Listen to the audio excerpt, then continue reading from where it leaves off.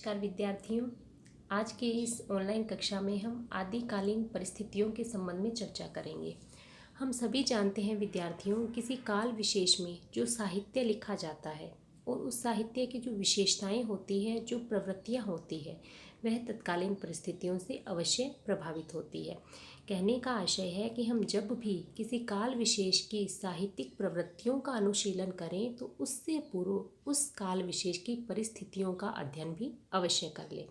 तो आदिकालीन जो साहित्य है वह भी इस बात का अपवाद नहीं है, क्योंकि आदिकाल में जो भी साहित्य लिखा गया, हमें जो भी उस साहित्य की विशेषताएं देखने को मिलती है, वे सब भी अपनी तत्कालीन परिस्थितियों से प्रभावित है।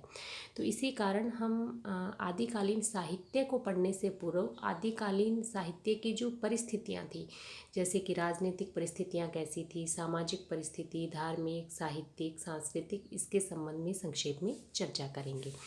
शुक्ल जी की बात करें तो शुक्ल जी ने आदिकाल की समय सीमा बताई है संवत 1050 विक्रम संवत से 1375 विक्रम संवत तक, यानी महाराजा भोज के समय से लेकर हम्मीर देव के समय के कुछ पीछे तक यह समय सीमा मानी गई है। हालांकि अन्य जो इतिहासकार हुए हैं उनका मत अलग है। सभी हमने पहले बात की है कि जो इतिहासकार हुए हैं, जिन्होंने हिंदी साहित्य का इतिहास लिखा है, तो किसी काल विशेष के नामकरण और नामकरण के साथ साथ उसकी जो पूर्वापर सीमा है, प्रारंभ होने और उसके समाप्त होने तक की जो पूर्वापर सीमा निर्धारित की है, उसमें थोड़ा थोड़ा अंतर है। जैसे राम कुमार वर्मा ने इनका समय 8वीं शताब्दी से 14वीं शताब्दी तक स्वीकार किया है। तो ये जो पूर्वापर सीमा है, इसको लेकर विचारकों के क्या मत रहे हैं, इस पर हम एक अलग वीडियो में चर्चा करेंगे। आज हम आदिकाल की तत्कालीन परिस्थितियों पर बात करेंगे। तो सबसे पहला पॉइंट हमारा है राजनीतिक परिस्थिति। तो विद्यार्थियों, राजनीतिक दृष्टि से यह जो समय था, यह युद्ध और अशांति का काल था। सम्राट हर्षवर्धन की मृत्यु हो गई थी और सम्राट हर्षवर्धन की मृत्यु के पश्चात जो संपूर्ण उत्तर भारत था वह टुकड़े टुकड़े राज्यों में विभक्त हो गया था। कहने का आशय है, जो छोटे छोटे राजपूत राजा थे, उन्होंने अपने अलग अलग स्वतंत्र राज्य स्थापित कर लिए थे और ये राजपूत राजा निरंतर आपस में ही युद्ध करते रहते थे। तो आपस में ही युद्ध करते रहने के कारण जो इनकी शक्ति थी, वह शक्ति क्षीण हो गई थी और जो विदेशी आक्रमणकारियों के आक्रमण हो रहे थे, उनका सामना करने की क्षमता भी इनमें नहीं रह गई थी। क्योंकि ये राजपूत शासक तो ऐसे थे कि ये किसी आवश्यकतावश युद्ध नहीं करते थे, बल्कि अपने शौर्य प्रदर्शन यानी शौर्य पराक्रम को दिखाने के लिए अनावश्यक प्रदर्शन हेतु ही युद्ध करने को तैयार हो जाते थे। और आप इतिहास के अंतर्गत पढ़ते ही आए हैं, इस समय बराबर विदेशी आक्रमणकारियों के आक्रमण का भय भी बना रहता था, क्योंकि 10वीं शताब्दी में महमूद गजनवी ने आक्रमण किया था और 12वीं शताब्दी में मोहम्मद गोरी ने भी भारत को पदाक्रांत किया था। तो कहने का आशय है, युद्ध और अशांति का समय था। जनता विदेशी आक्रमणकारियों से तो त्रस्त भयभीत थी ही, साथ ही साथ जो देशी राजा थे उनके अत्याचार को सहन करने को भी विवश थी। 8वीं शती से 14वीं शती, या यूँ कहें कि आदिकाल का जो समय है वह पूरी तरीके से युद्ध, संघर्ष और अशांति का समय रहा था। राजाओं में संकुचित राष्ट्रीयता का भाव था, यानी वे संपूर्ण भारत को राष्ट्र नहीं मानते थे, अपितु अपना जो सीमित क्षेत्र का एक छोटा सा राज्य था जहां उन राजाओं का अधिकार था, उसी को वे एक संपूर्ण राष्ट्र मानकर चल रहे थे। और इसी संकुचित राष्ट्रीयता की भावना के कारण ही ये विदेशी आक्रमणकारियों से बार बार पदाक्रांत हुए थे, उनसे हार रहे थे। अराजकता, गृह कलह, विद्रोह, युद्ध, इस वातावरण में कवियों ने एक तरफ तो तलवार के गीत गाए, तो दूसरी ओर हमें आध्यात्मिकता की प्रवृत्ति के कारण हठ योग, उपदेश वृत्ति, आध्यात्मिकता की बात भी देखने को मिलती है। यानी राजनीतिक परिस्थितियों की बात करें, अगर हम सिर्फ मात्र 2 पंक्तियों में ही कहें तो यह समय कैसा था आदिकाल का राजनीतिक दृष्टि से? युद्ध, अशांति और संघर्ष का काल था। इस समय युद्ध, संघर्ष, अशांति व्याप्त थी, जनता भी त्रस्त थी, विदेशी आक्रमणकारियों के भी आक्रमण हो रहे थे, संकुचित राष्ट्रीयता का भाव था और जो देशी राजा थे वो आपस में ही लड़ते रहते थे। यानी संपूर्ण भारत को राष्ट्र मानने का भाव इस समय नहीं था और संपूर्ण भारत टुकड़े टुकड़े, खंड खंड राज्यों में विभक्त हो चला था। अब हम बात करें धार्मिक परिस्थितियों की, तो इस समय अनेक धार्मिक मत मतांतर प्रचलित थे। भारतीय धर्म साधना में भी उथल पुथल मची हुई थी। जैसी उथल पुथल हमें राजनीतिक क्षेत्र में देखने को मिल रही है, बिल्कुल वैसे ही उथल पुथल यहाँ धार्मिक क्षेत्र में भी थी। वैदिक और पौराणिक धर्म के साथ साथ बौद्ध धर्म और जैन धर्म भी इस समय अपना प्रभाव जमाने के लिए प्रयासरत थे। राजपूत राजा, उनका क्या था, वे अहिंसा मूलक जैन धर्म, क्योंकि जैन धर्म का मूल भाव ही क्या है, अहिंसा। तो ये जो अहिंसा मूलक जैन धर्म है और बौद्ध धर्म, इसमें विश्वास नहीं करते थे, उन पर शैव मत का अधिक प्रभाव था। आदिकाल में हम कह सकते हैं कि धार्मिक दृष्टि से देखा जाए तो 3 संप्रदाय विशेष महत्वपूर्ण थे। एक सिद्ध संप्रदाय, दूसरा नाथ संप्रदाय और तीसरा जैन संप्रदाय। अब सिद्ध संप्रदाय क्या था, तो जो बौद्ध धर्म था वही कालांतर में विकृत होकर, जब उसमें अनेक प्रकार की विकृतियां आ गई, तो उसी से एक वज्रयान शाखा बनी थी और उसी वज्रयानियों को क्या कहा गया, सिद्ध कहा गया। तो धर्म की यह बिल्कुल विकृत अवस्था थी, यानी धर्म के वास्तविक आदर्शों का लोप हो गया था। आचार विहीनता, चमत्कार प्रदर्शन, भोग विलास, इन्हीं की प्रधानता प्रचुरता हमें धर्म में देखने को मिल रही थी। इन सिद्धों का प्रभाव सबसे अधिक किस पर था, निम्न वर्गीय अशिक्षित जनता पर था। वे तंत्र मंत्र, जादू टोना, चमत्कार प्रदर्शन इत्यादि के द्वारा जो अशिक्षित जनता थी, जो निम्न वर्गीय जनता थी, उस पर अपना प्रभाव जमा रहे थे। 12वीं शताब्दी में क्या हुआ कि ये जो बौद्ध धर्म में विकृतियां आई, जिससे वज्रयान शाखा बनी, इन्हीं वज्रयानियों को क्या कहा गया था, सिद्ध, यानी ये वज्रयानी सिद्ध कहलाए थे। और जब इन सिद्धों में इतनी अधिक विकृतियां थी, तो उसकी प्रतिक्रिया स्वरूप ही किसका जन्म हुआ, नाथ संप्रदाय का जन्म हुआ। नाथ संप्रदाय ने अधिक संयम और सदाचार को महत्व दिया और उन्होंने क्या बात रखी कि ये जो परम तत्व परमात्मा है, इसका साक्षात्कार करने के लिए हमें बाहरी जो आडंबर है इसकी आवश्यकता नहीं है। उस परम तत्व परमात्मा का साक्षात्कार हम हमारे हृदय में ही कर सकते हैं। ये बात कही थी सदाचार को महत्व देने वाले, संयम को महत्व देने वाले नाथ संप्रदाय ने। और इस नाथ संप्रदाय का जन्म भी किससे हुआ, यानी मूल रूप में तो इसके भी पीछे बौद्ध धर्म है। बौद्ध धर्म से ही सिद्ध का, और सिद्धों की प्रतिक्रिया स्वरूप ही कौन सा संप्रदाय अस्तित्व में आया, नाथ संप्रदाय आया। तो नाथ संप्रदाय ने योग पर विशेष बल दिया, हठ योग साधना, जिसे हम कालांतर में भक्ति काल में कबीर में देखते हैं या संत काव्य धाराओं में देखने को मिलती है। वर्ण व्यवस्था का विरोध किया, जितने भी बाह्य आडंबर थे उन कुरीतियों का, बाह्य आडंबरों का खंडन नाथ संप्रदाय में किया गया। भारत का जो पश्चिमी प्रदेश था, विशेषकर गुजरात, वहाँ जैन धर्म का बहुत अधिक प्रचार था।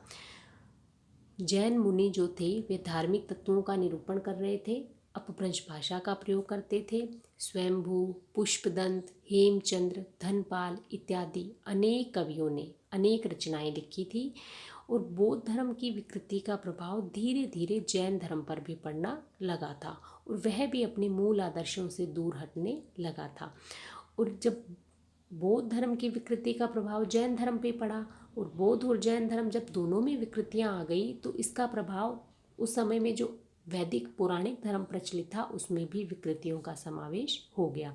कहने का आशय है कि धर्म के ये जो अलग अलग हमें स्वरूप देख रहे हैं, हम बौद्ध संप्रदायों की बात करें, बौद्ध धर्म, जैन धर्म, सिद्ध, नाथ, वैदिक धर्म, पौराणिक धर्म, इन सभी में क्या था, जो धर्म का मूल रूप होता है वो तो लुप्त हो गया था और किसकी प्रधानता हो गई थी, विकृतियों का समावेश हो गया था, विकृतियों का प्रधानता हो गई थी।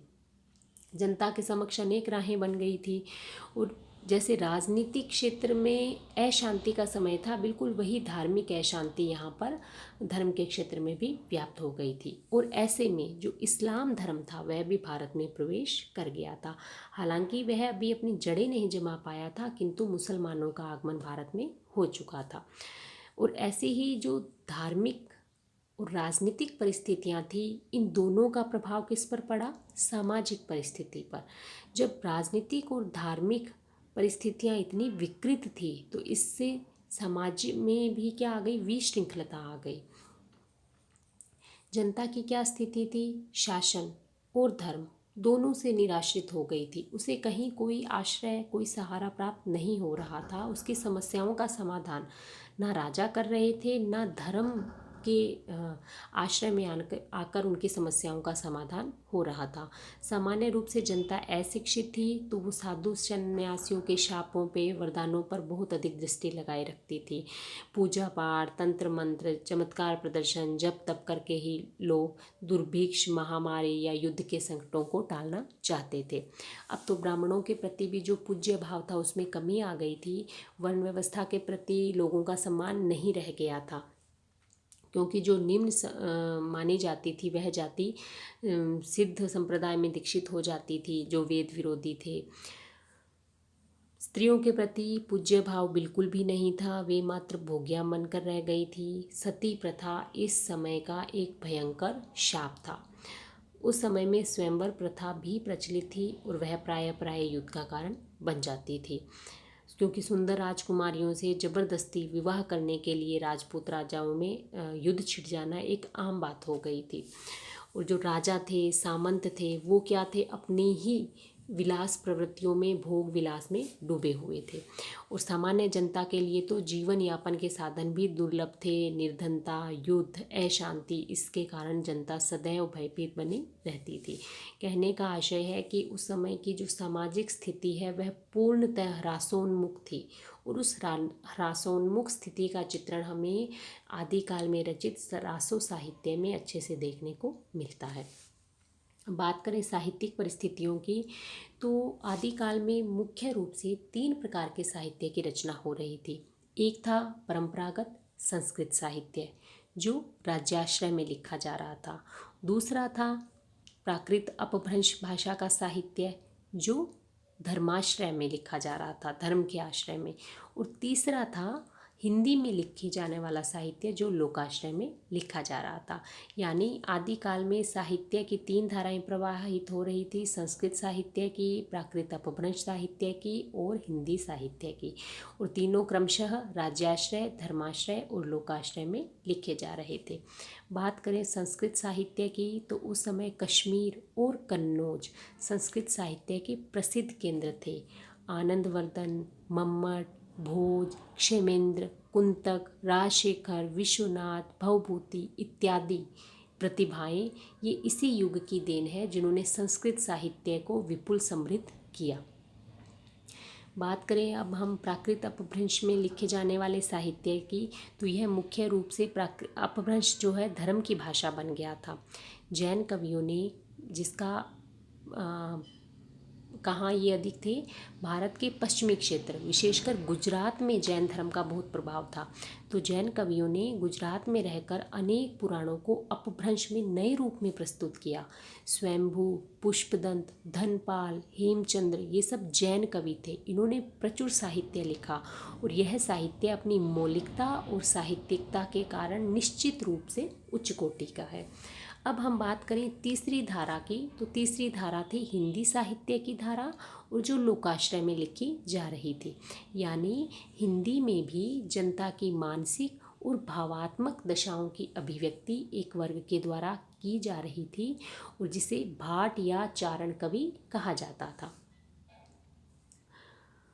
शुक्ल जी ने अपने इतिहास ग्रंथ में लिखा है कि उस समय तो जो भाट या चारण किसी राजा के पराक्रम, विजय, शत्रु कन्याहरण का अत्युक्तिपूर्ण आलाप करता या रण क्षेत्रों में जाकर वीरों के हृदय में उत्साह की उमंगें भरा करता था, वही सम्मान पाता था।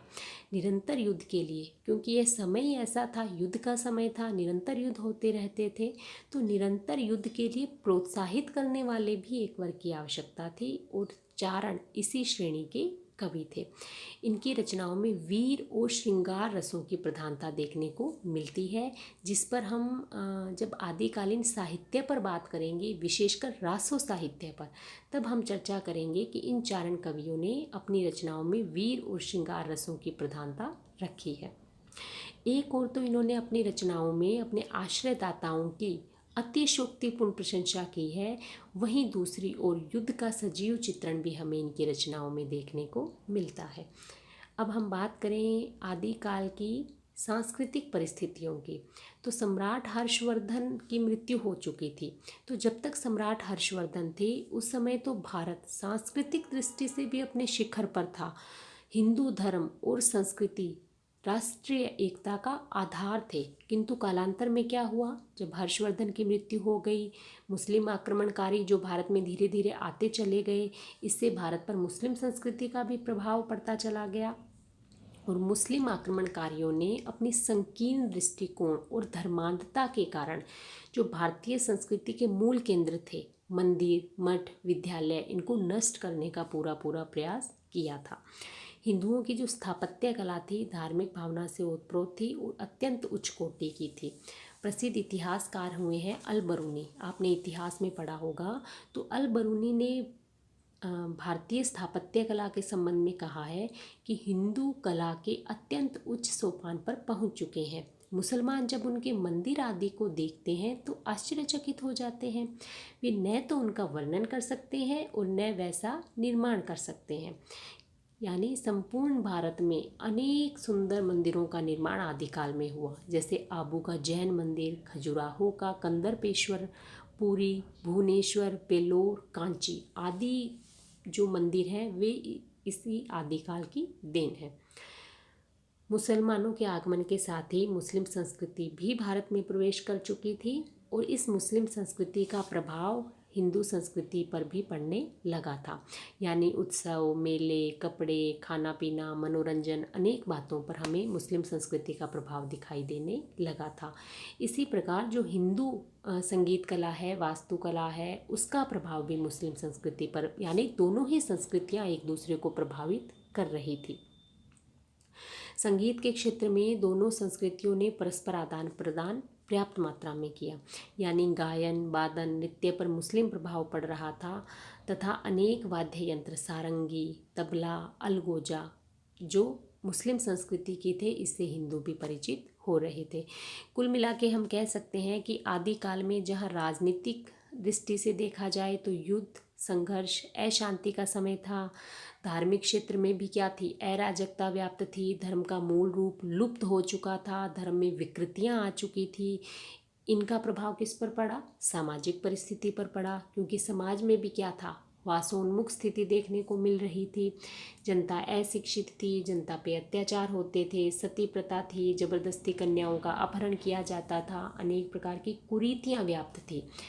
और ऐसे ये जो विकृत राजनीतिक, धार्मिक और सामाजिक स्थिति थी, ऐसा ही सांस्कृतिक परिस्थितियां भी हमें देखने को मिलती है, जहां भारतीय सांस्कृतिक परिस्थितियां भी आदिकाल में ह्रासोन्मुख हो चुकी थी। बात करें साहित्यिक दृष्टि से तो साहित्यिक परिस्थितियां इस समय की अच्छी थी, क्योंकि तीन धाराएं बह रही थी साहित्य की। एक संस्कृत साहित्य की, एक प्राकृत अपभ्रंश साहित्य की और तीसरी हिंदी साहित्य की। तो ये थी आदिकालीन परिस्थितियां। आज के वीडियो में इतना ही। धन्यवाद।